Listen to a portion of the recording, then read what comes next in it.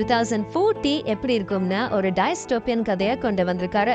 இந்த மாதிரி ஒரு கஷ்டமான சூழல்ல மக்கள் எப்படி வாழ்றாங்க, பொல்யூஷன் அதிகமாகி பயோடைவர்சிட்டி மொத்தமா அழிஞ்சு போச்சுன்னா மக்களோட கதி என்ன, இந்த அளவுக்கு மோசமா ஆகுறதுக்கு யாரு காரணம்னு ரொம்ப அழகா இந்த கதையில கொண்டு வந்திருக்காரு உபேந்திரா.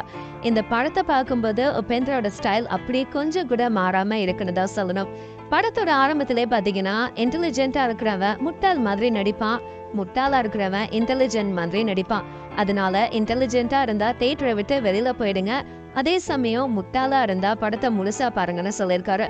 சோ இதுவே ஒரு போல்டான மூவ்னு தான் சொல்லணும். இந்த கதையை பாத்தீங்கன்னா சத்யாவா நடிச்சிருக்க உபேந்திரா டைஸ்டோபியன் ஃபியூச்சரை பத்தி பல விஷயங்கள் அவருக்கு வந்துட்டு இருக்கு. இவரோட ஆல்டர் ஈகோவோட பேர் தான் கல்கி. இவருக்கு உலகத்தை அழிச்சு ஆகணும்ன்ற ஒரு வெறி. சோ கல்கியை பொறுத்தவரையும் எல்லாரையுமே அடக்கி ஆளணும். ஆனா சத்யாக்கு அப்படி கிடையாது.